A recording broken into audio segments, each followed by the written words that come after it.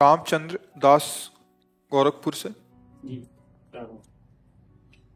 राधे राधे महाराज जी। गुरुदेव भगवान, क्या वर्ण शंकर को भगवत प्राप्ति हो सकती है? मेरे पिता एक ब्राह्मण थे और मेरी माता एक शूद्र थी। उनकी मैं इकलौती संतान हूँ। मेरी माता का उद्धार कैसे हो और हमारे लिए इसी जन्म में भगवत प्राप्ति का सरलतम साधन? ये सब मायाकृत बातें हैं। सत्य बात यह है कि हम कहीं से भी पैदा हुए हो, हम भगवान के अंश हैं। इस पे कोई संशय? कहीं से भी पैदा हो। श्रृंगी ऋषि तो हिरणी के गर्भ से पैदा हुए थे। विभांडक ऋषि, एक अप्सरा जलकील कर रही थी, तो अप्सराओं का सौंदर्य और ऐसा होता है। तो कभी गृहस्थ धर्म का भोग तो किया नहीं था, पर अचानक दृष्टि गई और बहुत अच्छा लगा। तो हृदय में एक मनोवाह नाड़ी है। अगर आपका काम संकल्प बन गया तो आपकी शक्ति को क्षय कर देगी बिना किसी क्रिया के। वो इतनी हीट होती, जैसे मथानी ना दूध से मथ करके मक्खन निकाल देती, ऐसे मनोवाह नाड़ी है। वो तत्काल मंथन शुरू कर देती, पूरे शरीर से वीर्य को खींचकर निकाल देती है। ऐसा ही हुआ। वो नदी के किनारे ही थे, तो उनका वहां जल पीने आई हिरनी, तो हिरनी पी गई। अब ऋषि का अमोघ वीर्य, तो गर्भवती हुई और आश्रम के आसपास ही जब वो बच्चा दिया तो सींग तो थे हिरन के और पूरा शरीर जो है वो मनुष्य का दिव्य कांति वाला मृग शरीर। बहुत बड़े ऋषि हुए हैं श्रृंगी ऋषि, बहुत बड़े। इन्हीं के बल से तो राम लक्ष्मण शत्रुघ्न भरत जी का प्रादुर्भाव हुआ। श्रृंगी ऋषि वशिष्ठ बुलावा, इन्हीं बहुत बड़े महापुरुष है। तो देखो बच्चा, ये सोचना कि हमारी माता कौन थी, पिता कौन थे, ये सब मायाकृत है। असली माता पिता भगवान है और हम भगवान के अंश हैं। भगवत प्राप्ति किसी भी बाधा को स्वीकार नहीं करती। सबको भगवत प्राप्त, पुरुष नपुंसक नारी वा जीव चराचर कोई, जीव चराचर कोई सर्व भाव भज। भगवान के सर्व भाव भजे, मोहि परम प्रिय सोय। भगवान को परम प्रिय हो आप, भगवान के दासत्व का तिलक लगाए हो, भूल जाओ तुम्हारा नया जन्म है। जब गुरु से मंत्र ले लिया जाता है तो नया जन्म हो जाता है। और अगर आपको ऐसा लगता है कि क्या ऐसी संतान होना दुर्भाग्य का विषय, नहीं। सूत जी महाराज का जन्म प्रसंग पढ़ लेना, तभी उनका सूत नाम पड़ा। वो 88,000 ऋषि नीचे बैठते हैं, वो आप सिंहासन पे बैठ के भगवत चर्चा करते हैं। लोमहर्षण जी उनका नाम है। इसका मतलब ये कोई निंदनीय बात नहीं। हाँ, संसार में बने रहो तो निंदनीय ही बात है। प्रभु की तरफ आ गए तो अगर घूरे में तुलसी जी जमी हो तो तुलसी जी तो तुलसी जी है, नहीं? तो गंडकी नदी का हर पत्थर शालिग्राम है, नर्मदा जी की हर शिला भगवान शिव है। ऐसे सृष्टि में हम सब जितने जन्मे हैं ये सब भगवद अंश हैं। ये तो सब बाहरी माया का नाटक है कि माता पिता ऐसे थे तो हमारा भला कल्याण। माता पिता का भी कल्याण हो जाएगा जिस जननी ने गर्भ में धारण किया है। हाँ, देखो गोकर्ण जी गाय के गर्भ से जन्मे थे और जगत मंगल करने वाले बने ना। धुंधकारी का उद्धार किया, हजारों लोगों को भगवत कथा सुना के। तो इन बातों पर ध्यान नहीं देना चाहिए। खूब नाम जप करो, भगवद आश्रित रहो। और आज के बाद ये चर्चा मत करना कभी, मैं प्रभु का हूं। बस तिलक लगा लिया तो हरि के दास हैं हम। हरि के दास की जाति नहीं होती। हरि का भजे सो हरि का होए, जाति पाति पूछे नहीं कोई। हाँ, कुछ नहीं। एक प्रसंग सुना होगा आपने, राजसूय यज्ञ जब भगवान ने कराई युधिष्ठिर की, तो उसमें था कि जब यज्ञ पूर्ण हो गई तो घंटा नाद होगा। उस यज्ञ में भगवान ब्रह्मा जी थे, भगवान श्री कृष्ण भी जी थे, भगवान शंकर भी थे, भगवान व्यासदेव जी थे, और पूरे विश्व के ऋषि आए थे, क्योंकि भगवान जहां है वहां सब। पूरी यज्ञ हो गई पर घंटा नाद नहीं हुआ।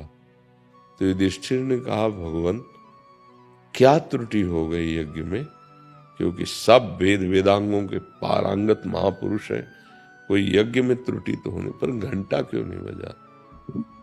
तो उनका किसी विशेष अभिमान रही तो वैष्णव ने अभी भोजन नहीं किया, जो अत्यंत दैन्य है।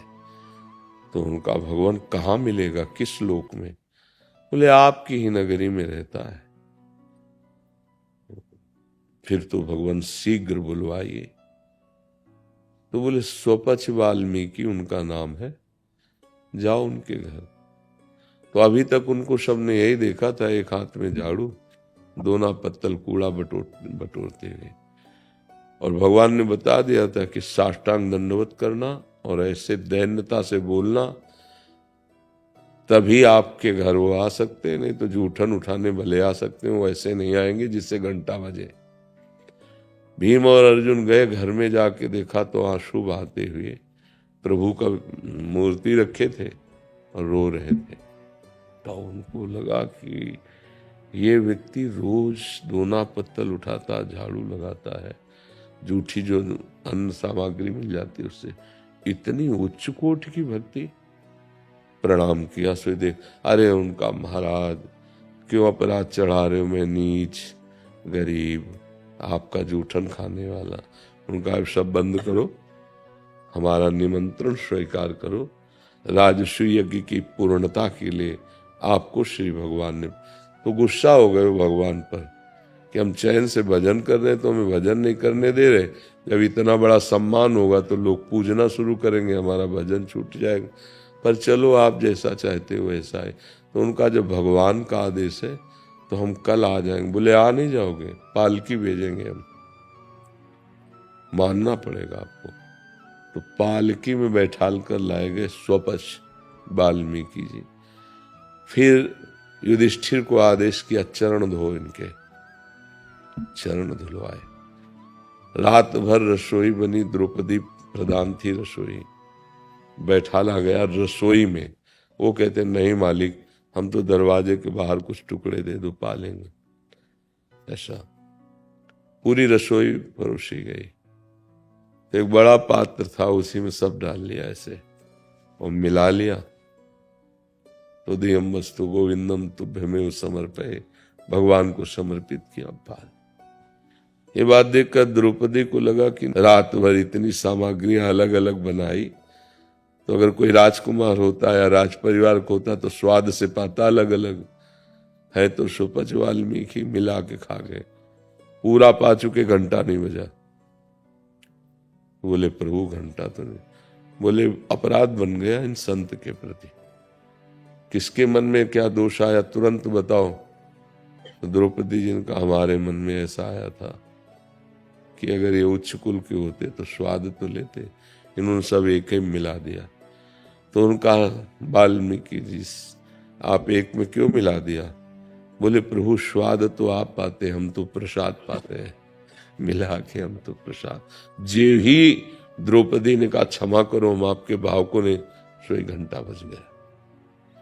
तो ये बात सोचना कि हम नीच हैं, हम ऐसे, भागवतिक दैन्यता अलग बात है, जाति को लेकर के, सबको लेकर बड़े बड़े लोग धोखे में हो जाते हैं। सबरी जी को भीलनी जाति की जान करके ब्रह्म ऋषियों ने बड़ा अपमान किया, पर उनके गुरुदेव मतंग ऋषि ने प्यार किया, पास ही कुटिया बनवाई। और जब वो जा रहे थे तो उन्होंने कहा बेटा हम तो भगवान के भजन के बल से परम धाम जा रहे हैं।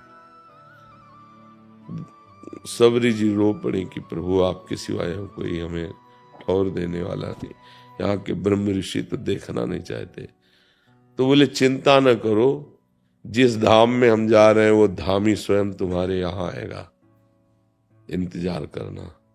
और पधार गए तो रोज सबरी जी फूल बिछाती, जल छिड़कती, फल ला के रखती हैं, राम जी आएंगे। 1000 वर्ष व्यतीत हो गए, पर गुरु के वचनों पर अविश्वास नहीं हुआ। एक दिन देखा कि गौर श्याम मूर्ति भगवान पधार रहे।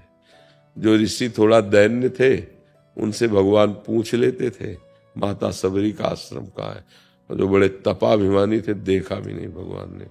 और सबरी के यहाँ जा करके, हाँ आप विचार करो, बड़े बड़े ब्रह्म ऋषियों की कुटिया में नहीं गए, सबरी की कुटिया में गए। तो ये भाव नहीं रखना चाहिए कि हम स्त्री हैं, हम पुरुष हैं, हम क्या हैं क्या।